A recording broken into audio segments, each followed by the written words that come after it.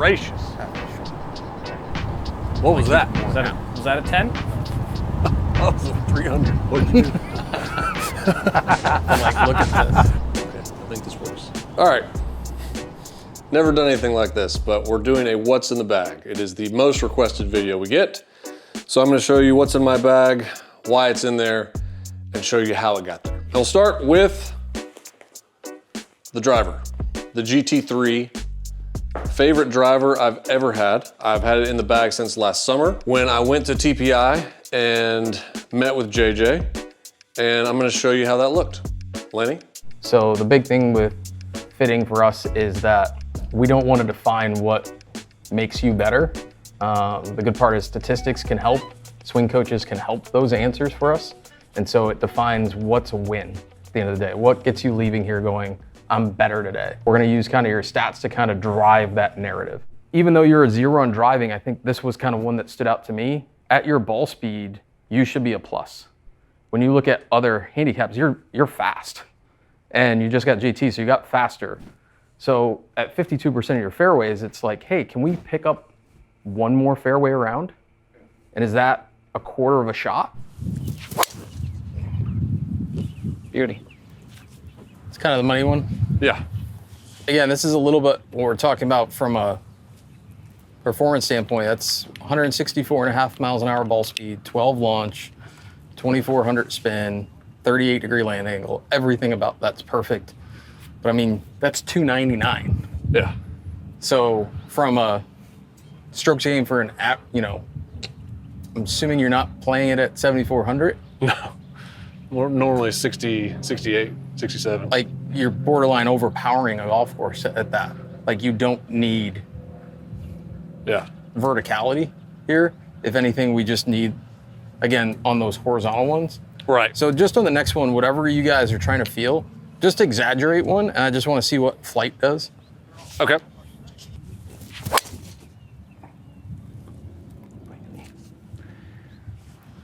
That was just an exaggerated hold. That's what I was trying to do anyway. Yeah. Do one more of those. Just gotta get them out of the center. Same thing. Those are just heels. Yeah. So Okay. it's just where I just want to just show you a little CG movement on, you know, where you've always been in kind of the toe to get the sniper out. Okay. So just tell me what this feels like on that feel, where we're gonna just get the CG to line up a little bit more with strike. Okay. And see if it's as weird as this is. Like when you were hitting big draws, we were trying not to get it to overdraw. Right. Now that you're kind of hitting flat cuts, is sometimes we kind of have to go backwards. Okay. So that same kind of exaggerated feel here. Gracious. So like this is just CG movement. That's awesome. Gosh. Okay. So as silly as it is, sometimes when you get like, well, he just wants me to feel like it holds. Well, I can give help. So before it almost, if we drag the toe, it was hiding your flip. Ah, okay. So when you leaned into the feel, it was almost a little much.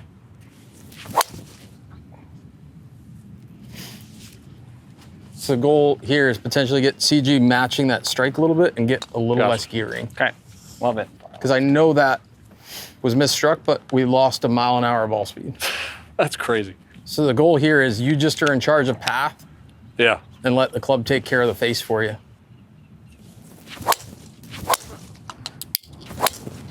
That's so good. So that's you hear how he healed that? Yeah. But when the CG's over there, it's just not gonna gear as hard. Yeah. And it's just gonna help the ball speed stay up on the heel strike. That was a heel? Yeah. That felt so good. Like I want that to be the bad one. Okay. Started left center. Yep, I'm leaning. I'm not reaching for another ball. Yep. Yeah. Really good. It's so good. So it's just gonna be that kind of turn and burn feel. Where was that on the face? That was closer That to was center. center, Okay. basically. Yeah. So we're getting real similar. We're at 165 ball speed, 13 launch, 21 spin. you know, but funny enough, you're not as up on it. Yeah. Yeah. So it's almost like when that toe drags, it's trying to like throw it in the air. Right. Like this is the shot. I think we're be a really nice strive. You know, attacks around 2. We're still getting launch at 13, spins 21, 2200, or 165 ball speed without swinging out of our shoes. Like, you know, bunker at 270, no problem.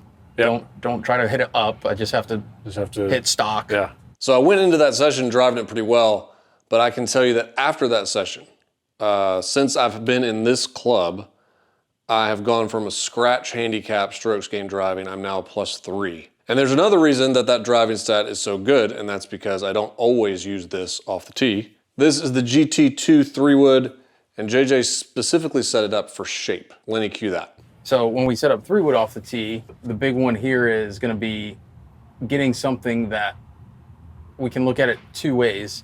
So a lot of tour players are going, you know, if we're almost exclusively cutting it off the tee, is what feels easy draw. Okay. So if it's a shape hole, we can get 3-wood set up to be shape, right? Right. Or we can set up 3-wood to be short. I really like where the cut pattern is with driver. Yeah. So I think this is an interesting shape club. Yeah, I would agree with that. I mean, the Cardinal does ask for. Yeah, you get, there's a couple holes where if you're not hitting a draw, you're cutting it at the creek. Yeah. Or you're cutting it out of bounds. So, or cutting out of bounds. Towards So out of bounds, yeah. Those shots not my favorite. It's critical. Am I just hitting a Hey, show me your stock one. same one?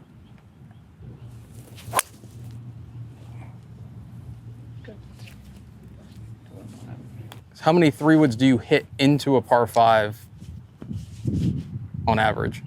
Now? 0. I was just gonna say none. Yeah. And I was gonna say, even if you said once a month, that'd be like, what's our scoring average with that? Yeah. So having club 2 feeling really confident here,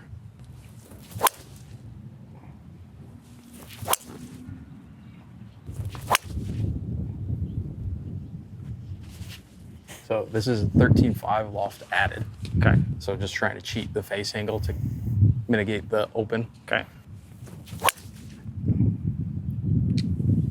So that kind of becomes more the bad one where it's just spinning and staying in there. Yeah. So that's when we have the same shaft as driver, right? Okay. So your shaft with your driver is really, really stiff. Yeah. And so if we go back to slightly softer, so we're kind of attacking it a different way. We're reducing loft, right? But we're softening the shaft. Okay. So same exact setup here. There's like lots of good in the numbers standpoint. I know the flight wasn't. Right. But the numbers were good. Really good. Again, we want that to be the missy heel. Yeah. Hey, I'm still in play. Okay. Like this is the weird one. Like we had this before a little bit. He tries to hit that draw 3-wood. He's actually hitting up on it. Yeah. Same thing. Because this is upright with heel weight. Do you feel like you're just hitting like down and through the ball? On that one, I tried to. On the last one, I felt like I definitely swung up. Yeah. So I mean, like, you know, we've done like the drill where there's like a tee in front here. Yeah. It's like I want you to feel like you're swinging down and through out to the right. Okay. Am I hitting up on it? Yeah. Okay. It's closer though. His face just Felt gets closer. open. Yeah. Just had the face up. Yeah. Yeah. So we're down. Club path's really getting close to 0 at least. But it's like we don't want to drag the hip to get the hands down, because that's when all of a sudden you're doing this, right? Yeah. And so it's like up, right? I mean, it's like centered, hands down, pelvis closed, upper body closed, shift down that way. Yeah. I got the low part. So that'll be actually interesting to see some things. Yep. Yeah. So again, it's like not a great outcome, but it's like everything we're wanting. Oh, it was there. Yeah. So that's like, I'm saying that is adjacent to just pummeled. Yeah. Really? Okay. I think that's probably just again, That's just a little movement. Yeah. It caught a little early and Yeah. the face jumped like that's adjacent to just pummeled. That same thing, that 10 foot lower. Pummeled adjacent. Gracious. Half inch short. Okay. Yeah. Look where the ball speed goes. Jeez. What was that? More Was that, now. was that a 10? That was a 300. What did you do? But, like, look at this. Yeah. That's insane. Yeah, exactly. Maybe it's up on the other Yeah. one. Can I guess what you did? Sure. Is that a shorter shaft? Half inch short. So it's the same head we were hitting before, but going half inch short, you have to go down. Yeah. Cool. Yeah. Okay. Beautiful. It's gonna be a good day at the Cardinal if that's my first tee shot. So that's the 3-wood, and that's in the bag when the course demands a 3-wood. But a lot of times, most of the courses I play actually sets up better for a different club. And you've heard me talk about it, but all I do is this. It's the same shaft, same setup, and it also is set up to draw. It is now the mini driver. My favorite club, especially at the Cardinal, goes about 260, 270. If the course doesn't call for that distance, then I'll put the 3-wood in the bag. But most courses I play, it's better to have this mini driver than the 3-wood.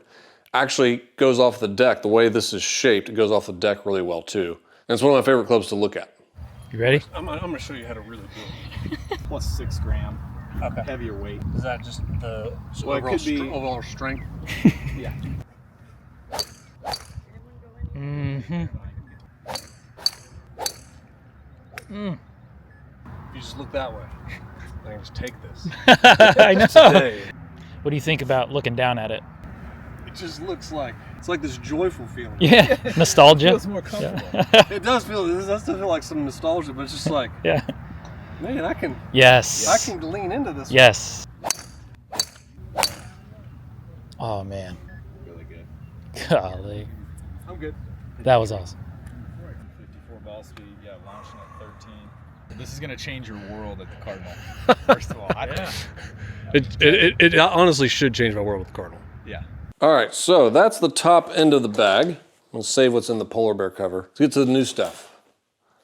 The brand new T-Series irons. I got fit for those a couple weeks ago. I just got these, just put them in the bag. Lenny, show the fitting. Okay, so continuing with 4th generation T-Series, kept T-Series name. 4 main models here, T100, T150. T250 is redesigned from the 200, and we'll get into why that warranted a name change there, and then T350. So T100, which we kind of tag as the modern player's iron, really not a lot changing here. It's just kind of a refining of what really works. Shape is the exact same as the previous generation, from blade length to sole width. Pretty much everything's the same there. A couple different things from tech. One big change here is the lofts are 1 degree stronger. Some feedback from tour guys where they liked a degree stronger. T150, it's kind of the faster player's iron, right? We're kind of getting into this. It's now only 1 degree stronger than the 100, but a little more technology built into this. We still have that muscle channel in the back, which is what yours has as well, from the 7 iron up into the long irons. Just trying to get a little more ball speed while still maintaining that player's shape. We still have in most of these irons, or all of these irons, that split construction as far as the tungsten in here to help get the height up. T250, redesigned player's distance iron, right? So it used to be the 200. The biggest thing you'll notice right away on the 350 and the 250, no more plate on the back. It's a solid metal construction now, so it looks a lot cleaner. So this kind of hood that we put over the engine, a lot of the technology is still in there. It's just a much cleaner appearance to it. T350, this is kind of the ultimate game improvement iron, right?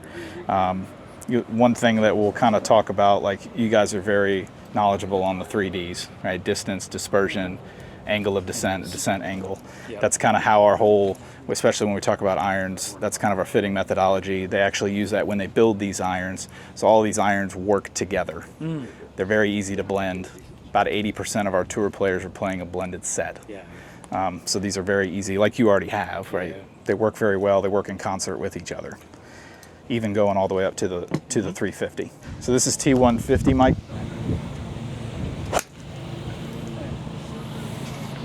It sounded pretty good. I hit the center of it. 127.5, so again, a little more ball speed than the 100, which is kind of what we see about like in that. Launched a half a degree lower, spun a little less, 115, 181 carry. What I'm liking so far about the 150, and might be one of the reasons you're in it, it's 8 feet lower on average. So that gets your landing angle right to 50 degrees as opposed to north of 51. Which is tour. Tour level. It was 52.3 with the T100, 49.9 right at 50 with the T150. This head looked almost identical to yours. That stand out to you compared to what you're playing? It was a whole lot easier. Like it felt like everything came through. Yeah.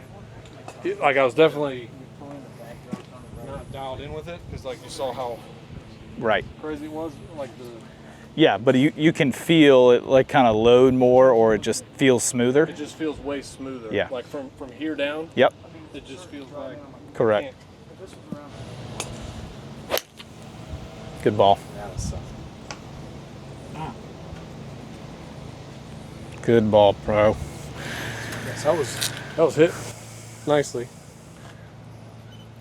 126 ball speed, yep. 63.42 spin, awesome. 178, 99 feet, 48 land angle. There you go. I like that.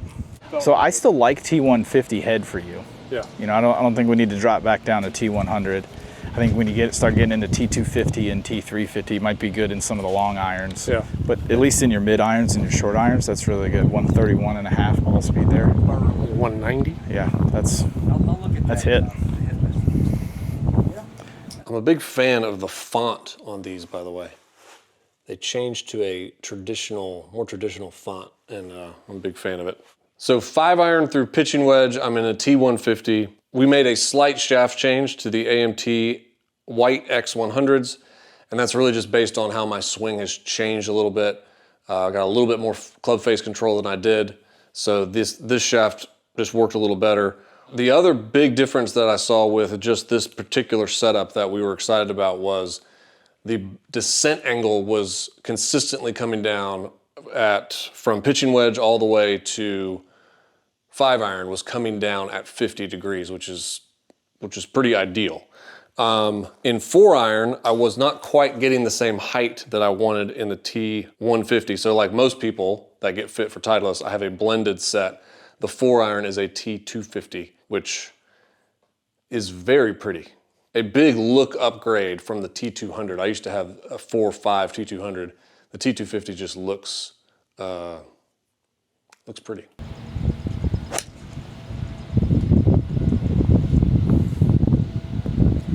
That pull that you hit, Yeah. 143, you had 131. The pull you hit, the last one with the 5-iron was 140, right? So only 3 miles an hour difference. Yeah. Even, regardless of left and right. Yeah, So to me, it's like that's where you start to struggle a little as far as ball speed, or yeah. it's a little bit of height, like the height is coming down and the landing angle is coming down, but it's also the ball speed there.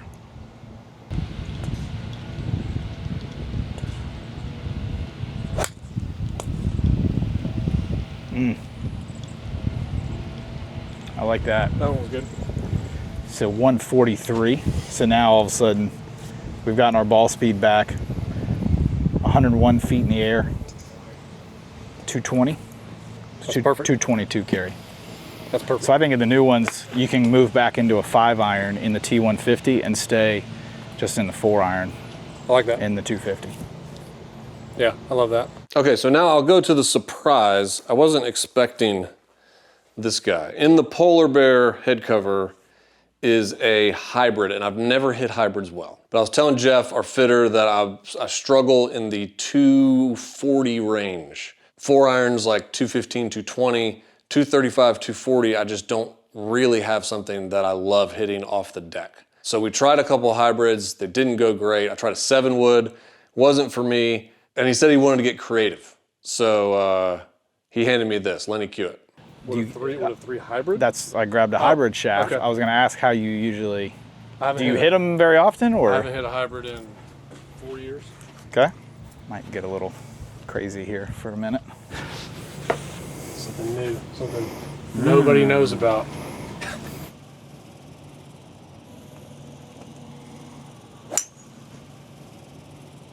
I mean, if you chip it like that, it could definitely be. I like this one. What is that?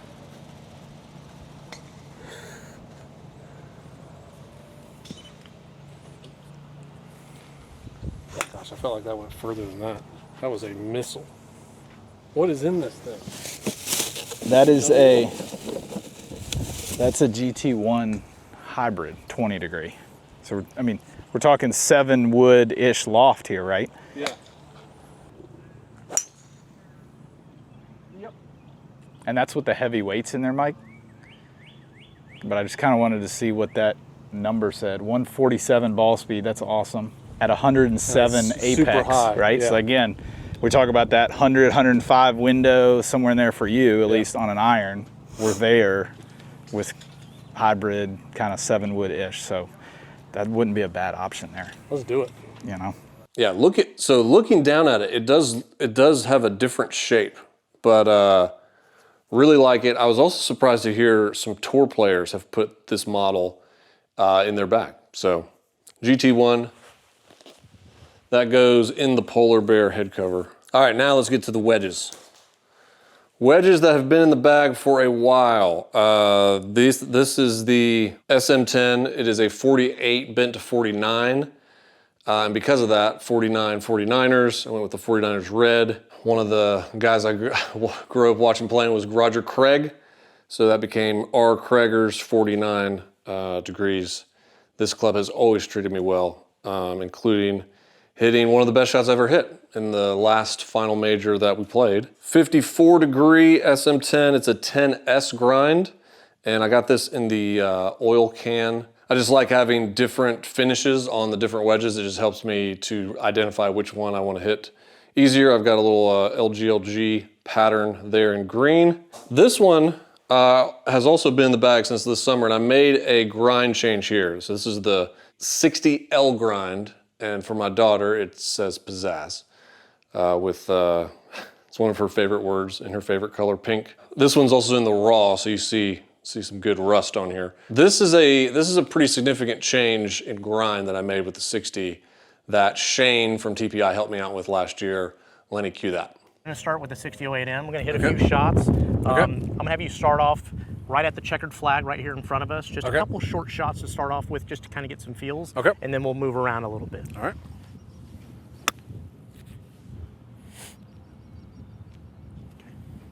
Wrong flag. Oh.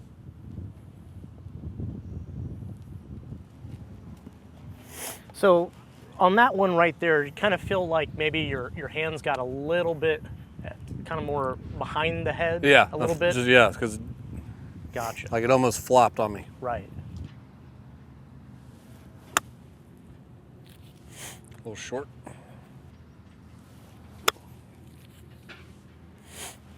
Perfect. All right, so one of the things that I'm noticing, and we were talking about the Bermuda that you play on. Yeah. So typically, you said during the summer, it could get a little bit spongy and a little bit high, you said? Yeah, especially in the rough. I mean, Especially in the rough? yeah. So we're playing with turf right now that, you know, we're trying to create a sole that's going to not only be smooth through the turf, but also come out, because loss of speed is loss of spin. Yeah. So I'm gonna have you try our Wedgeworks 60L. Okay. Now, if I remember correctly, JJ told me a great story last time that you were here. You were messing around with the T-grind Yeah. a little bit. Well, this is the T-grind's older brother. Okay. Man, I loved everything about that. I mean, just the way it feels on the grass. Yeah. So without getting too technical with you, the L grind is the same bounce as T grind, but they couldn't be further apart from each other. Really? Yes. Beautiful. I love the contact on that one. Everything about this feels, and just over the ball for some reason. I don't know if it's just because it's closer, but I just feel a lot of confidence. Just See, you missed that, and it still came out. See, like I felt like if you would have hit that with your M, would have gone up, and it would have carried your initial target. So again, we're fitting for looks, for confidence. Yeah. But we're also fitting for those little misses that you have because we're all not perfect. Yes. I'm a lot not perfect. Little miss. A little miss, but look at this. Yeah. I mean, that's 6 foot. Yeah, we can deal with that. We can deal with 6 foot. Yeah, so what I was talking about here is this being the older brother of the T, and then also how they couldn't be further apart from each other. So when you look at the sole, it's very much like your M. Yeah. It's very much like your M, Yeah. just lower bounce. Now, the one thing that the T has that this doesn't have is a sharper leading edge. Okay. So the T has a lot less forward bounce. Okay. And so when you're playing with less forward bounce than an object that has more forward bounce, it's going to be harder for you to be more precise. Okay. You know, you've got to be extremely precise every single time, or else what's going to happen is that leading edge is going to cause speed decay. In speed decay, you'll hit it high, you'll hit it short, you'll lose spin. You'll also have it right up the face because then that leading edge is going in before the contact and it's not coming out. I gotcha. And so what the L does is it gives you more forward bounce, it gives you more forgiveness, but it still gives you that confidence looking down of that leading edge sitting closer so that way you can kind of get through it. Yeah. Go in. And that was a miss. That was a miss, and it was, I mean, that's 5 foot. Yeah. Great miss. So let's hit one more shot from here and then let's mix it up and we'll move a little bit closer Okay. and get a couple shots around the shoulder area, get you in some low spots. All right.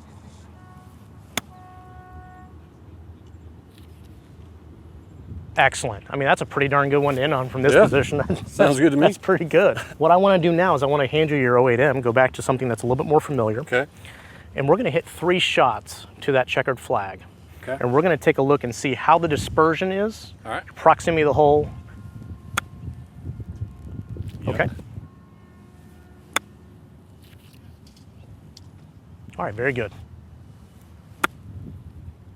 Got away with it. Got away with it. All right, now we're going to switch it over to the L grind, okay? So right now, your proximity of the hole, so we'll actually count those 2 misses because you got to count them on the golf course. Yeah. So your proximity of the hole right now is probably outside of 15 feet. Okay. Look at that. Can it? All right, I think we're done. Very, very good, Mike. Go in.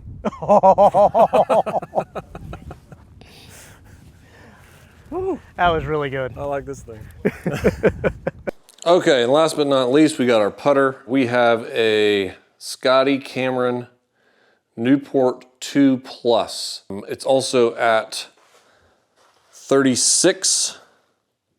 So I'm just helps me not have to bend over too much and keep a comfortable position, the 36 inches. So that is the putter. Been consistent with this for the last 2 years. Putting stats are good. So those are the clubs in my bag. Obviously, the balls in my bag are Titleist Pro V1. I normally have, I've got 1s right now. I normally have an 8.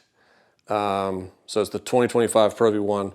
And I always use pink to mark it. I put a dot in between the Titleist and the 1 on both sides, and then I'll draw a line through the side stamp. I love using pink. One, just it's my daughter's favorite color, but also not many people use hot pink, so it's never a question whether it's my ball, which is good. This is the bag itself, which is one of my favorite bags. The color of this bag is eucalyptus, which is kind of new, but kudos to Titleist for this bag. The glove is also very important to me. terribly particular about my gloves. For me, it has got to be the Titleist Player's Glove. For whatever reason, it just fits my fingers the best, and I don't feel like the stitching kind of digging into the palms. But Titleist Player's Glove is what I use there. I've got these pencils that I use from our good friend Damian at Back 9 Pencil. It says Team Bear Shark on these pencils. So if I ever need a pencil, I've got one right there. Rangefinder, Vortex. So new sponsor of ours, Vortex rangefinders.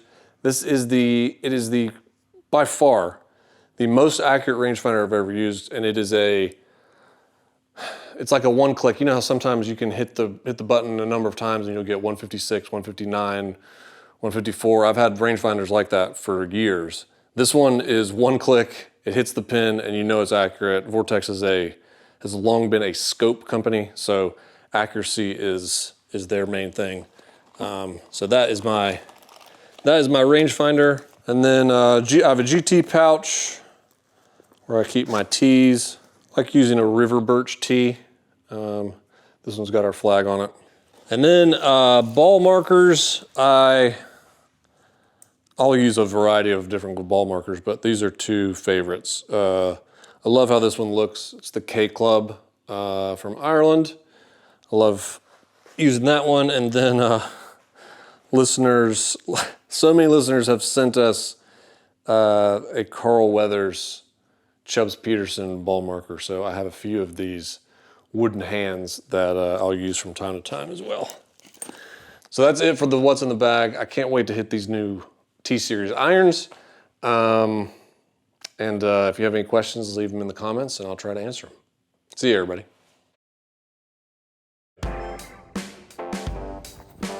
Rolling? Yeah, we're rolling. Okay.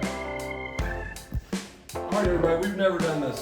This is a what's in the bag, and my daughter Lucy's over there. What's in the bag? She's gonna help me film what's in the bag. Like I said, never done this, but this is the most requested video we've ever gotten. What's in the bag? And we now have a What's in the bag?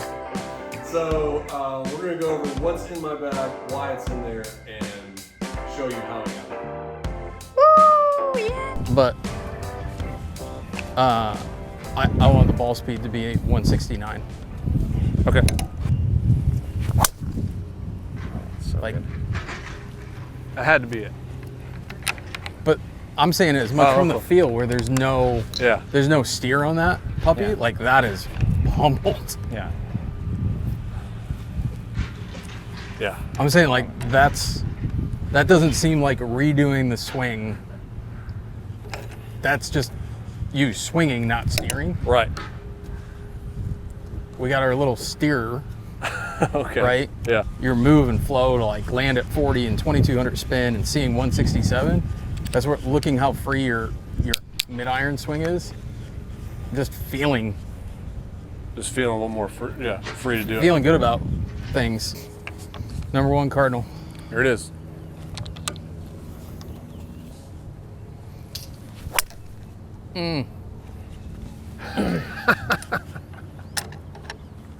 I love this.